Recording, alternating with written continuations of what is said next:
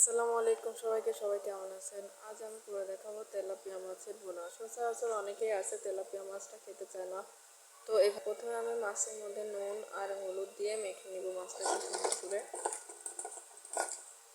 অনেকেই আছে তেলাপিয়া মাছটাকে খেতে চায় না, তো এভাবে করে খেয়ে দেখতে পারেন, অনেক ভালো লাগবে।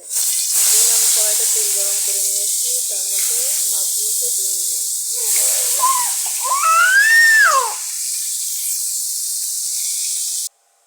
আমার ভিডিওগুলো যদি কারো ভালো লাগে, একদম খুবই সাধারণ, খুবই সামান্য, খুবই সিম্পল ওয়েতে রান্নাগুলো, একদম খুবই সিম্পল।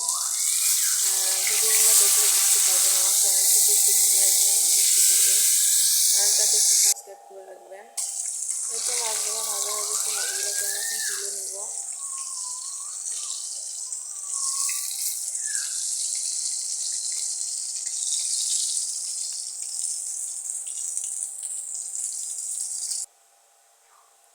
এখন আমি এখানে দিয়ে দিব রসুন বাটা,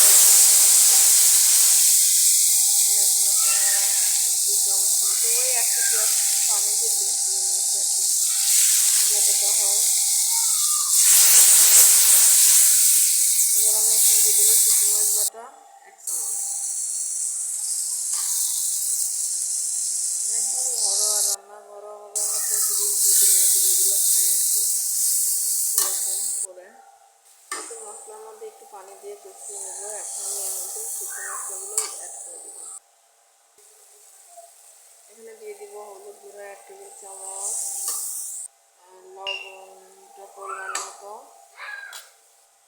এবং জিরা গুঁড়া 1 চামচ, গরম মশলা গুঁড়া দিয়ে মশলাটাকে খুব সুন্দর করে কষিয়ে নেব। মশলাটাকে খুবই সুন্দর করে কষিয়ে নিতে হবে।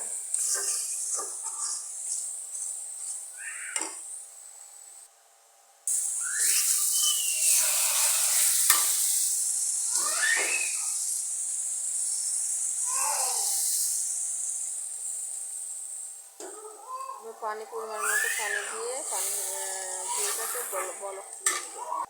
এই তো বলক উঠে গেছে, এখন মাছগুলোকে দিয়ে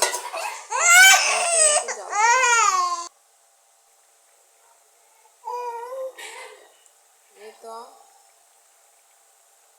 ওকে, আমার মাছটা প্রায় 5 থেকে 7 মিনিট মতো জাল করে নিয়েছি। ঝোলটাও গাঢ় হয়ে এসেছে।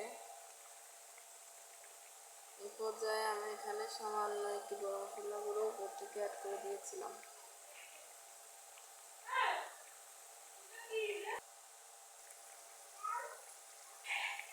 আমার রেসিপিগুলো যদি ভালো লাগে, আমার চ্যানেলটাকে সাবস্ক্রাইব করে রাখবেন, পরিবেশন করে দেখাচ্ছি। এই তো রেডি আমার মাছ ভুনা। আমি আবারও বললাম, নতুন হলে আমার চ্যানেলটাকে একটু সাবস্ক্রাইব করে রাখবেন এবং পাশেই থাকবেন, বেল আইকন অন করে রাখবেন। ধন্যবাদ সবাইকে।